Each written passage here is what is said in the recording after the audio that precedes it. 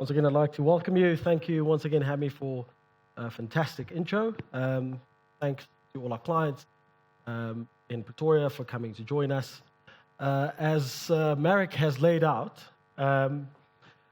he's done a phenomenal study into the practical and structural impediments to structural growth. I'm not going to rehash what he's covered. What I'm hoping to do is bring structural reform as a topic to life. As a non-economist, the moment someone says structural reform, my eyes glaze over. I'm not quite sure what they're talking about. So hopefully, when you leave today, you'll have some idea of some of the things that they're talking about and what it actually means and how it can actually affect you going forward. Marek mentioned that South Africa is a structurally low growth economy. According to the World Bank's assessment, factors that have contributed to South Africa's low potential growth include exclusion from world markets, historical isolation to apartheid, coupled with protectionist policies and subsidies aimed at creating and growing local industry. Right? So all of these have led to a deeply uncompetitive economy across many sectors. Mentioned mining in our interview. Manufacturing is one of the other sectors that has been absolutely decimated with the reintroduction into the world trading bloc. Services, once again, one of the sectors where we have a competitive advantage, but we could be a lot more successful at it. So in order to address the structural low growth issue, we're going to have to work on lifting the potential growth. And you can only do that by tackling the deep and structural impediment. So, I just want to spend some time looking at South Africa's performance through time versus our peers. So this is a chart of real GDP per capita. So that's just GDP through time in US dollars across all of these economies. And this is quite a long-term chart from 1968. And as Marek noted, the first thing that strikes you about this chart is in 1968, South Africa was the most prosperous out of this group of countries. The second thing that should strike you is South Africa's growth rate over this period, right? So a country like Brazil, for example, started off only 2/3 of South Africa's prosperity in GDP per capita terms and ended up surpassing South Africa and growing much quicker, thereby lifting a lot of its people out of poverty. We haven't managed to do the same thing. Okay, so what is going on? The second thing that I wanted to touch on is to bring in this element of structural reform. So when we look at an economy like Japan, for example, which is an advanced economy, in today's terms, which is an advanced economy, we can see two things. First of all, it also started as the most prosperous out of this group of countries. So Japan's real GDP started off just under $18,000 in 1968. But the real fascinating thing for me is Japan's growth rate has been phenomenal, right? So compared to these countries, and pay attention to the scale, because on the first chart, the scale only went up to 10,000. And on this chart, we go all the way up to 60,000. So the growth rate of Japan has been absolutely phenomenal. So there's something fundamentally different going on in an economy like Japan versus an economy like South Africa and even Brazil. Okay, and that something phenomenal and something fundamentally different is what economists call structural reform. So this is looking at the factors in your economy that will allow you to grow a lot faster and be able to generate jobs that can tackle one of South Africa's biggest ailments, being inequality and poverty. Okay, so what exactly does structural reform supposed to do? On the short term, it's supposed to unlock product and labor inefficiencies, right?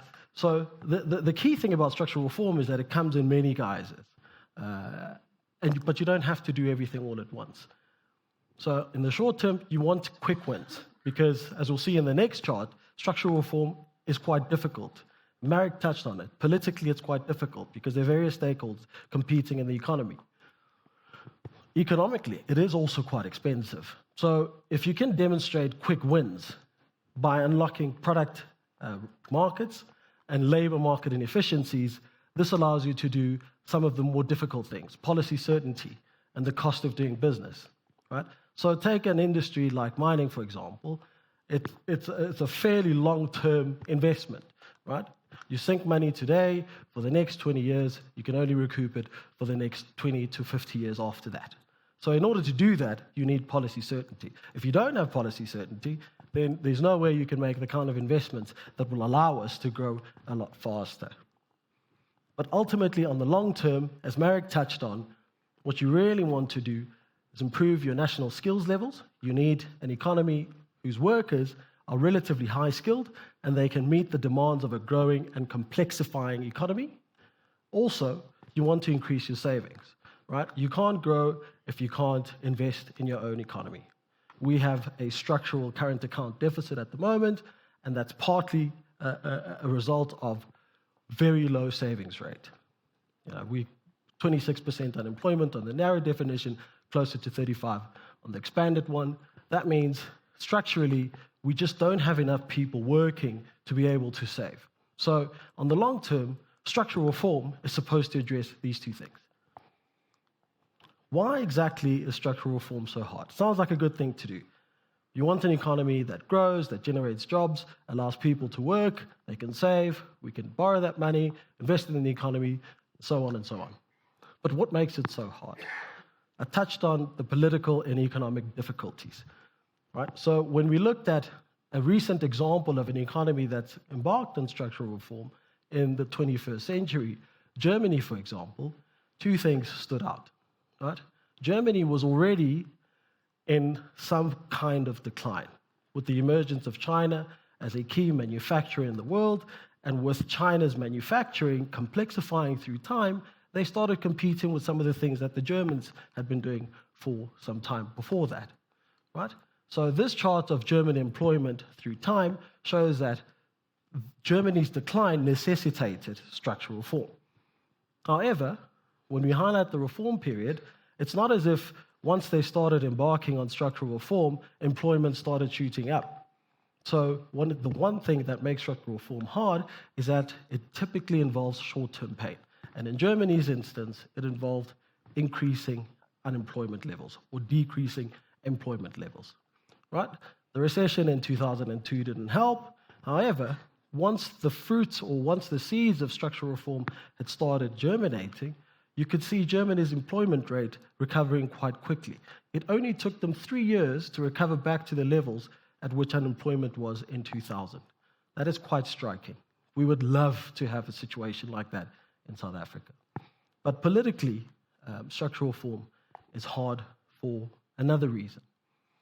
While Germany's employment started recovering quite quickly, it took quite a while for the sustainability and consistency of that recovery to bear fruit.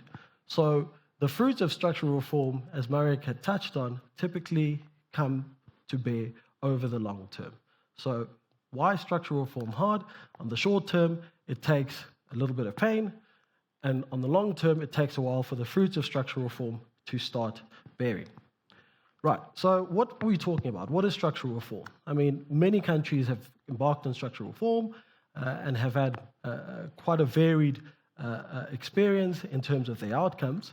So when I was researching this topic, I came across a paper by an academic called Danny Roderick. He's on Twitter if you want to follow him, quite a fascinating guy. But one of his key contributions was to look at structural reform using these two dimensions. The rate of industrialization, you can have slow or rapid, and the level of human and institutional capabilities, high or low, right? So Danny Roderick found that if you look at all the number of cases where structural reform has been undertaken, most of those countries fit in one of those blocks. So what happens when you have slow rate of industrialization and you're not building your human and institutional capabilities? It's no surprise you experience no or negative growth, right? And some countries that have embarked on structural reform unsuccessfully have been Uganda, Mozambique, and Zimbabwe. We're all aware of their growth experiences. The second group of countries are those that have episodic growth. So these are countries that have managed to industrialize quite rapidly, but haven't laid the foundations to educate their workers, to create institutions that can stand the test of stakeholders in an economy. And lo and behold, we are one such country. In the early noughties, we managed to grow quite quickly cyclically, but as we saw, the gravity of structural reform started pulling growth down after 2010, and we haven't even managed to average 2% in the last 5 years. Brazil and Mexico in the same box. So if you industrialize quite rapidly, you tend to hollow out some of your key sectors, such as manufacturing in the case of South Africa, because you haven't built the human and institutional capabilities. Another block that Danny Roderick found was countries which had a relatively high level of human and institutional capabilities, but a slow rate of industrialization. These countries experience slow growth. So if you have a situation where you have a highly educated and highly mobile workforce, but you're not creating industries and sectors where these skills can be put to use, you will typically experience very slow growth. So some Latin American countries are a key example of this experience. This is the sweet spot. This is where you really want to be. Rapid industrialization and high level of human and institutional capabilities. Right? An example of these countries, Japan, South Korea, Taiwan, they managed to industrialize quite quickly and managed to build and upgrade their level of human capabilities and institutional capabilities. China would fall somewhere here. They've been slowly managing to increase their level of human capabilities, are industrializing quite rapidly, but their level of institutional capabilities is still quite low. So for us, this is an example to follow. Now, why would I even compare a country such as Japan to South Africa, Brazil, Mexico? Well, what I didn't know was in the middle of the 19th century, 1850s, Japan was an exporter of raw materials much the same way as South Africa. They had high mineral endowment, they had silk, they had fish, they had rice, they exported and traded amongst their neighbors and were fairly prosperous. But the Japanese government and some key business elites wanted to do something a little bit different. They wanted to create a modern society. And the way to do that was to embark on structural reform. So towards the end of the 19th century, you had what was now called the Meiji Restoration, which focused on that very thing, building human and institutional capabilities, upgrading your infrastructure, and creating the framework that will allow your economy to meet the demands of modern society. This is Japan in the 20th century, even with 2 wars interrupting this Meiji Restoration program and a whole host of others that followed. Japan started to modernize quite rapidly because of the foundations that they had laid. So it is possible for a country such as South Africa with a high mineral endowment, or as some people have called it, Dutch disease, to actually upgrade itself and perhaps one day turn Pretoria or Cape Town into something like modern-day Tokyo. Wouldn't that be lovely? Okay. Next part of the presentation, how to judge structural reform. I've taken you through a number of examples and try to create a framework anyway of thinking about the possible outcomes. So when Danny Roderick, in a seminal paper, was talking about rubrics that you could use to judge structural reform, he focused on these 6 factors. As growth increased over time, industrialization and manufacturing exports have been the most reliable levers of growth. Convergence of income, so if you're a low-income country, you want to converge to middle and hopefully over time to high-income country levels. Manufacturing, you want that to act as an escalator given the skills transfer that are possible across borders. Economic development linked with diversification of production. So when people talk about manufacturing, typically you think you want to be a manufacturer of everything, you want to create a whole bunch of stuff, but what has actually come out empirically is that economies that have managed to diversify the complexity of their manufacturing, i.e. they've made themselves into manufacturers of higher value goods, have tended to be the economies that have grown quite well over time and have managed to raise household incomes and prosperity quite successfully. And the last one, state intervention, need not impede structural growth as we see, structural reform as we see in China. So, just 2 examples, increase in growth, does structural reform actually work? So once again, we've charted average GDP per capita growth for each of these countries in the period just before reform. And in the grey bar, we've looked at the same measure immediately after reform. And in each of these countries, you've had quite astonishing changes in fortunes. Peru, for example, was shrinking before it embarked on its structural reform program. That's a swing of almost 36%. Tanzania, also 3 to 6%, managed to double its average real GDP per capita growth. So if you get structural reform right, it actually works. I mentioned this concept of diversifying your manufacturing base and your exports. So what we're looking at here is a graph of GDP per capita through in international dollar terms. And the guys at the World Bank have created this economic complexity indicator. And all it does, if your exports or manufacturing are highly complex, you will have a lower value. And if your exports or manufacturing are not very complex, you will have a high value. And you can see, it's quite clear that countries that have high or very high levels of complexity tend to be those countries that have high wealth levels. Countries that don't have high levels of complexity tend to be those countries that have very low levels of incomes. So as an economy, you want to get out of this area and move yourself towards that area. That is where we should be going as a country. And if we compare ourselves to some of our peers, it's quite surprising where South Africa sits versus Australia, for example, despite the relatively high wealth levels. So we do have the ingredients to be a much more prosperous country. We just need to focus our efforts a bit better.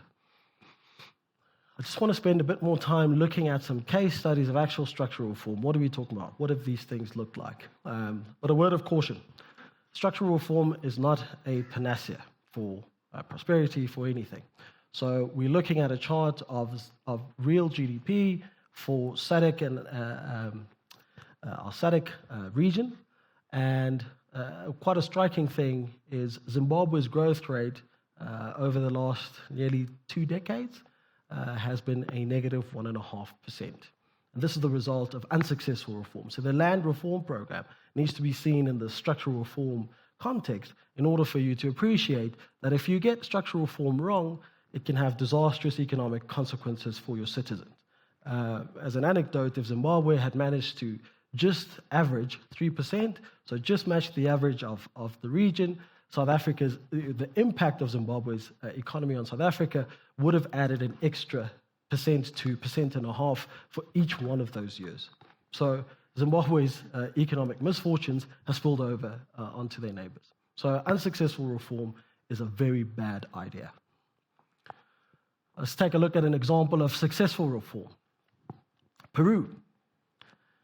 With the adoption of the constitution in 1993, they were a low-income country in the late 80s to early 90s, and they managed to effectively embark on structural reform quite quickly. So the red graph is a graph of GDP per capita, and you can see Peru's started off just under $3,000. And the grey bar is just a measure of productivity, but an interesting thing starts emerging, right? So once again, as in the case of Germany, Peru's fortunes were falling, they were ailing, and structural reform necessitated, the fortunes of the economy necessitated structural reform. And what are the things that they looked at? They looked at fiscal reform. I mentioned the fact that if you don't have high levels of savings, it's very difficult for you to invest in your own country. Fiscal reform tries to address that. Industry regulation, they try to deregulate where they could in industries. Business regulation, they lowered the cost of doing business. Labor market reform, banking reform, and trade liberalization. So they introduced themselves back to trading with their partners. The first round of labor reforms didn't work.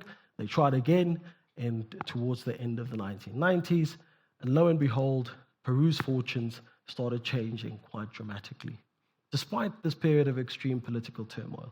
So once again, we see this phenomenon of laying down the foundation by implementing structural reform, your economy can weather all the storms despite, you can have extreme political turmoil. In the case of Japan, 2 world wars.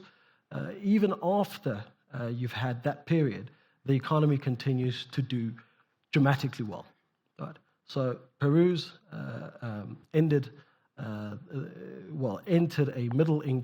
firmly a middle income status towards 2015, and that was fundamentally on the back of successful structural reform.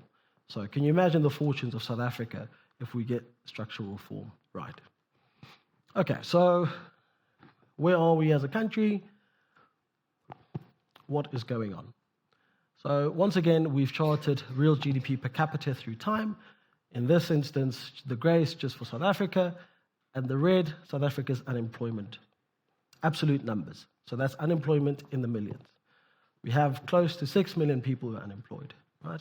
So despite this rapid growth in GDP per capita, it hasn't been enough. So we need to do something fundamentally different to bring this red chart down, right?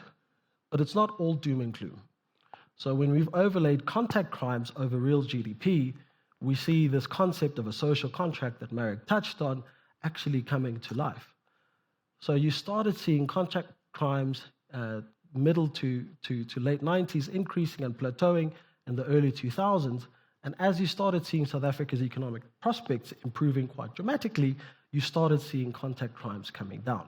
So not only is structural reform a political imperative, an economic imperative, but it's also a socio-economic imperative. Less people out in the streets actually employed or embarking on gainful employment means less people to do crime. It's that simple. In closing, I want to leave you with some hope. If you read the newspapers, you would think there's not much going on. The government is complete shambles, and they're not actually doing anything. So RMB kindly put together a scorecard of some of the shorter-term structural reforms that South Africa has been embarking on. So these, do you remember in the third slide, these are things that are meant to unlock product market and labor market inefficiencies.